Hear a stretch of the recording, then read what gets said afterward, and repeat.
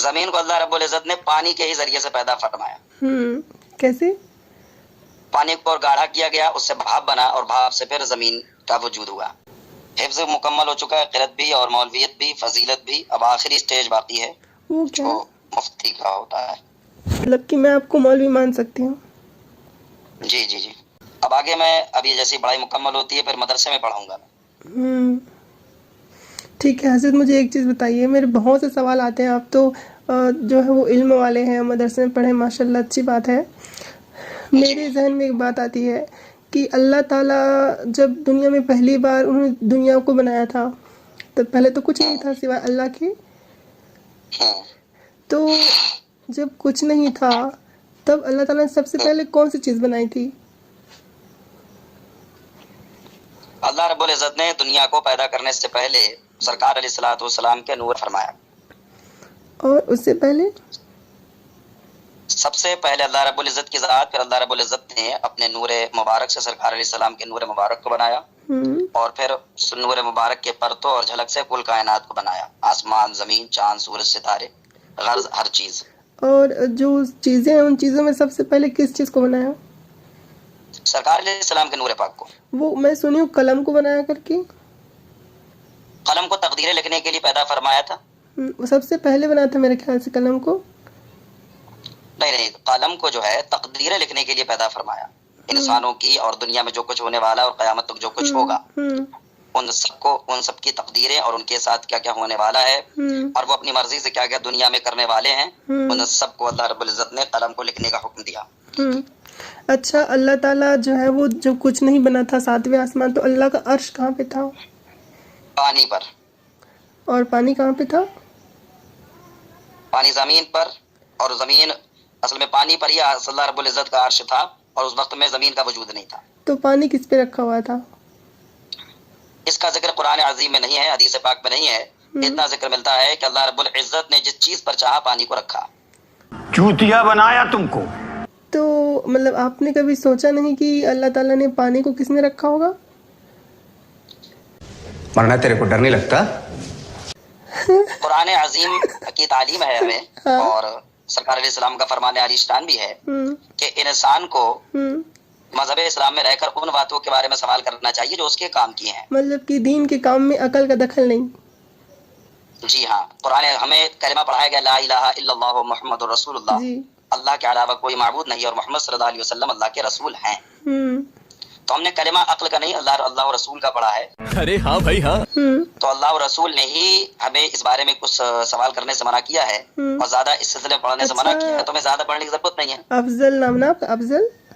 ہاں، ہمیں اتنا جاننا ضروری ہے کہ اللہ رب العزت کے لیے کیا چیز لازم ہے، کہ اللہ رب العزت کے بارے میں عقیدے رکھنے چاہیے، سرکار کے بارے میں کیا عقیدے رکھنے چاہیے، کن باتوں سے آدمی مومن ہوتا ہے، کن سے کافر ہو جاتا ہے، اور کن چیزوں کو کرنا ضروری ہے.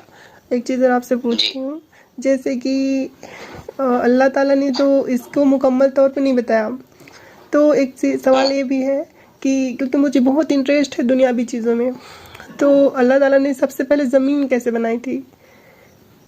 زمین کو اللہ رب العزت نے پانی کے ہی ذریعے سے پیدا فرمایا. کیا بولا تو نہیں؟ زمین کو اللہ رب العزت نے پانی کے ہی ذریعے سے پیدا فرمایا. کیسے؟ پانی کو گاڑھا کیا گیا، اس سے بھاپ بنا اور بھاپ سے پھر زمین کا وجود ہوا. سالے کا کھوپڑی توڑ سالے کا. اچھا، اور یہ کہاں پہ ملتا ہے اس کا ذکر؟ اس کا ذکر بڑی بڑی کتابوں میں ملے گا. احادیث کریمہ ایک کتاب آتی ہے مخزن معلومات، اس کے اندر بہت ساری تفصیلات ہیں. اولیات کا بھی اس کے اندر ذکر ہے. زمین کی پیدائش کیسے ہوئی، آسمان کی پیدائش کیسے ہوئی، تاروں کو کیسے پیدا کیا اللہ تعالیٰ نے، ان سب کا ذکر ہے. تو اللہ تعالیٰ نے پانی کو گاڑھا کیا، پھر اس کے بھاپ سے زمین بنائی.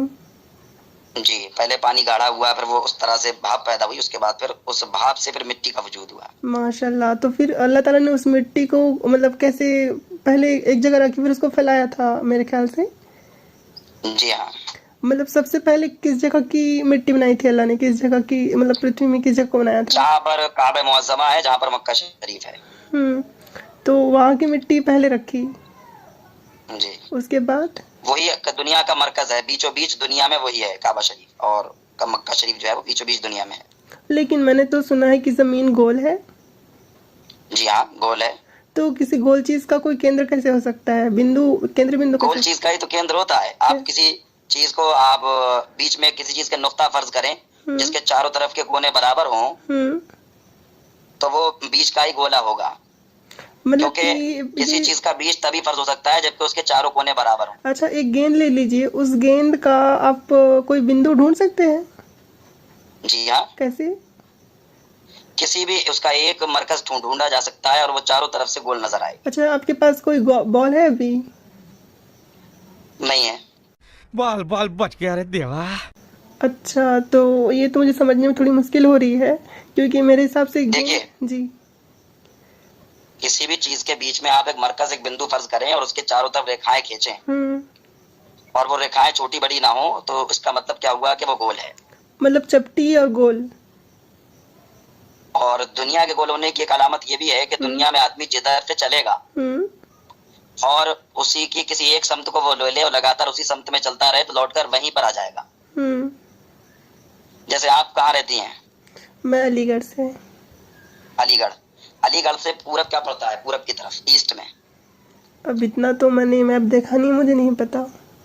चलिए, जो चीज भी पड़ती हो, आप लगातार अलीगढ़ से पूरब ही की तरफ चलती रहें, लौटकर आप वापस अलीगढ़ में ही आ जाएंगे। ये बात तो सही कहा आपने।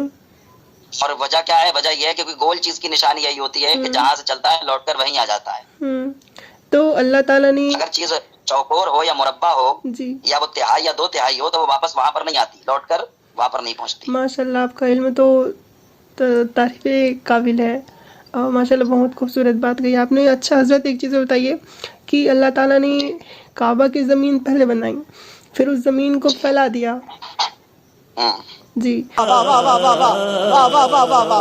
और उसके बाद क्या बनाया अल्लाह ताला ने ज़मीन के बाद?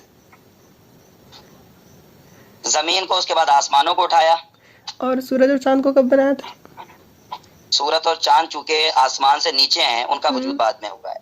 तो जमीन के बाद सूरज और चांद आसमानों में नहीं है, आसमान से नीचे है, नूर की जालियों में जी, अपने घेरों में चल रहे हैं। मतलब सूरज और चांद जो है वो पृथ्वी का, जो धरती है उसका चक्कर काटते हैं।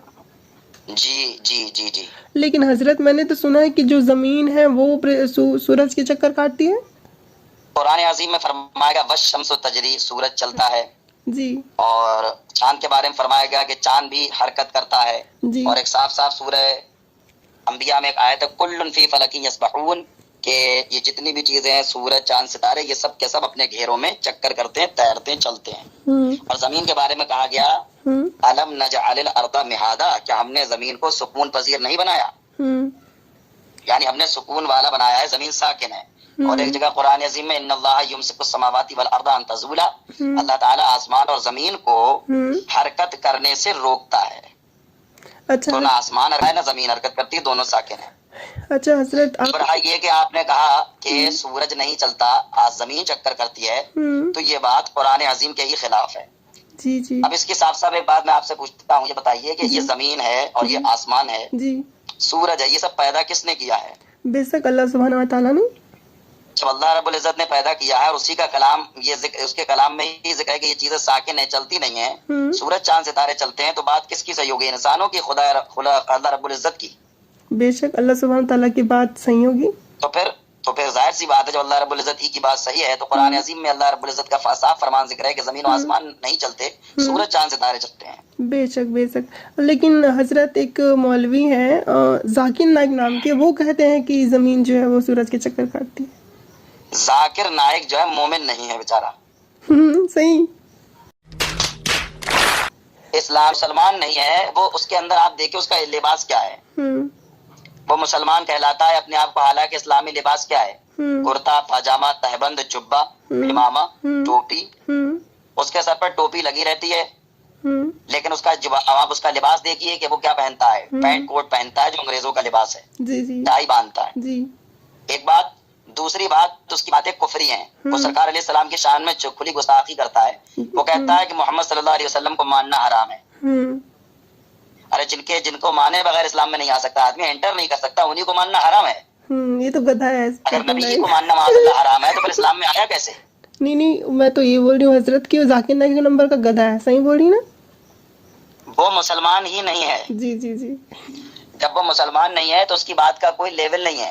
اب رہا یہ بات کہ یہ جو اسکولوں میں پڑھایا جاتا ہے سورج چکر کرتا ہے تو یہ سراسر غلط بات ہے. بتائیے کہ اگر زمین چکر کرتی ہوتی ابھی کیا تو بولے کائنات کی کوئی چیز سلامت ہوتی؟ ابھی اب جو بولے وہ سنا نہیں دیا, دوبارہ بولیے اب کیا بول رہے تھے اسکول کے بارے میں. میں یہ کہہ رہا ہوں کہ زمین اگر چکر کرتی ہوتی, سورج نہیں ہلتا ڈلتا ہوتا تو کیا کائنات اپنی جگہ پر سلامت رہتی؟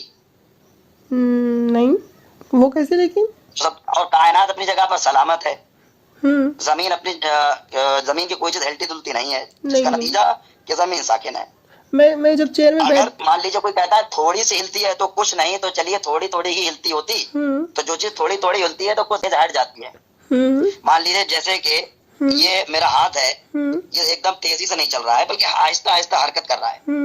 اگر آہستہ آہستہ بھی حرکت کرے گا ایک زمانے میں کہیں سے کہیں تو پہنچ ہی جائے گا. بالکل بالکل. اگر زمین چلتی ہوتی تو زمین میں مان لیجیے علی گڑھ ہے, جہاں علی گڑھ 100 سال پہلے تھا آج بھی وہی ہے.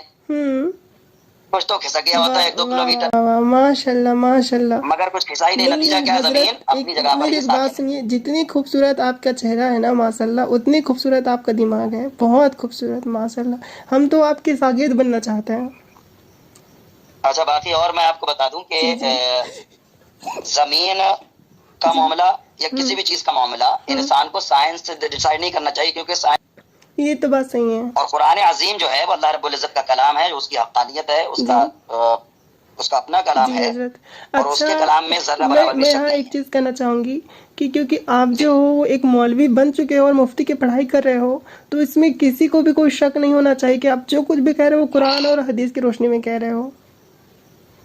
جی بے شک آپ علم والے ہو. تو حضرت اس کے بعد مطلب کہ یہ تو ثابت ہوا کہ زمین جو ہے وہ رکی ہوئی ہے اور جو سورج ہے وہ گھومتی ہے, تو یہ تو ہو گیا. اب وہ ذکر آتا ہے کہ پہاڑوں کا. جی تو اللہ تعالیٰ نے پہاڑ گاڑ دیے, وہ کیوں گاڑے تھے؟ زمین کو پانی پر ہی بچھایا تھا, پانی سے ہی اللہ تعالیٰ نے زمین کو بنایا تھا, مٹی کو وجود دیا تھا, اور مٹی کو رکھا تھا پانی پر ہی. اور زمین کو اگر مٹی کو ہم پانی پر رکھتے ہیں تو مٹی ہلتی ہے, اپنی جگہ پر قائم نہیں رہتی. اگر مٹی کی پرت ہلکی ہو مطلب باریک ہو تو وہ زمین پانی میں ہی داخل ہو جائے گی, لیکن اگر مٹی کی پرت موٹی ہو تو وہ پانی پر بچھ جاتی ہے. مگر بچنے کے ساتھ ساتھ پانی جب حرکت کرتا ہے تو زمین بھی حرکت کرتی ہے. مٹی العزت نے زمین کو پانی پر تو بچھایا, لیکن وہ حرکت کر رہی تھی, جس حرکت کو اللہ رب العزت نے پہاڑوں کی میخیں ٹھوک کر کے روک دیا. سبحان اللہ. اچھا حضرت, میں نے ایک بات اور سنی تھی کہ زمین ایک مچھلی کے پیٹ پہ ہے, کیا یہ صحیح حدیث ہے کہ جھوٹی ہے؟ یہ بھی شک ہے, صحیح ہے. وہ مچھلی فرشتہ ہے, اللہ رب العزت نے جی مچھلی کی شکل میں اس کو رکھا ہے. اچھا, لیکن میں ایک بات اور سنی کہ جو پہلا داخل ہوگا جنتیوں کا جو وہ ہوگا ہے نا, تو وہ اسی مچھلی کی وہ کھانے والے ہیں. اس مچھلی کا نہیں, جنتیوں کو پہلا جو کھانا کھلایا جائے گا وہ مچھلی کا جگر کھلایا جائے گا. اچھا, مجھے لگا اسی مچھلی کا. وہی وہ مچھلی نہیں ہے. ٹھیک ہے. پہاڑوں کو اللہ تعالیٰ نے میخیں بنایا, قرآن عظیم میں خود ذکر ہے, بل جبال اوتادا, ہم نے پہاڑوں کو میخیں یعنی کیلے بنا دیا اور زمین کو اس سے روک دیا. اچھا, مطلب ٹھوک دیا ایسے پہاڑوں کو, جی بوجھل کر دیا. اور یہ زمین کبھی کبھی مطلب ارتھ کو ایک آتا ہے, مطلب زلزلہ بھوکم جس کو کہتے ہیں ہندی میں, وہ جب آتا ہے تو اس کی وجہ حدیث پاک میں گنائی گئی ہے, بتائی گئی ہے کہ اللہ رب العزت نے ساری زمین کو گھیرے ہوئے پہاڑ پیدا کیا جس کا نام ہے قاف. قاف, جی, جس کی طرف اشارہ بھی ہے قرآن عظیم میں, قاف بل قرآن المجید 26ویں پارے میں. تو اس پہاڑ کی جڑیں جو ہیں زمین کے ہر حصے میں ہیں, اور اس پہاڑ کو چلانے کے لیے اللہ رب العزت نے ایک فرشتہ رکھا ہے. جس علاقے میں جس زیادہ گناہ ہونے لگتے ہیں, گناہ بہت بڑھنے لگتے ہیں, تو اللہ تعالیٰ اس پہاڑ کو حکم دیتا ہے کہ تیری فلانی جڑ جو فلانے علاقے میں اس کو ہلا دے. تو جب وہ ہلا دیتا ہے تب بھوکمپ آتا ہے. اللہ اللہ, مجھے اس کے بارے میں تو علم ہی نہیں تھا, آپ نے اچھا کیا مجھے اس کے بارے میں بتا دیا, شکریہ آپ کا بہت بہت. اللہ تعالیٰ نے پانی سے ہی پیدا کیا ہے. کس کو؟ ہوا جو چلتی ہے نا, ہوا, اس کو بھی اللہ تعالیٰ نے پانی سے ہی پیدا کیا ہے. جی حضرت. اچھا, یہ تو ٹھیک ہے, زمین کا پتہ چل گیا. ویسے آپ کا نام کیا ہے؟ یاسمین. جو یہ آسمان میں جو یہ تارے ہیں ہے نا, تو یہ تارے جو ہیں وہ سچ میں ایسے مطلب کہ چھوٹے چھوٹے ہیں کہ کافی بڑے ہیں؟ یہ بڑے ہیں یہ تارے, اور یہ آسمانوں میں نہیں ہے, آسمانوں سے نیچے. میں نے بتایا اللہ تعالیٰ نے نور کی جالیاں پیدا فرمائی ہیں, ان جالیوں میں ہر تارا اپنے گھیرے میں چکر کر رہا ہے. اچھا, اور وہ جو ایک تارا ٹوٹ کے شیطانوں کو مارتا ہے, وہ جو بات ہے وہ تارا کبھی نہیں ٹوٹتا ہے, یہ میں آپ کو بتا دوں. جی, तारा कभी नहीं टूटता है, शैतानों को मारा भी जाता है, मगर तारे से आग निकलती है, चिंगारी। तारा नहीं टूटता मगर तारे से चिंगारी निकलती है, उस चिंगारी के जरिए से जिन्नात जो सरकश हैं उनको मारा जाता है। अच्छा, खत्म।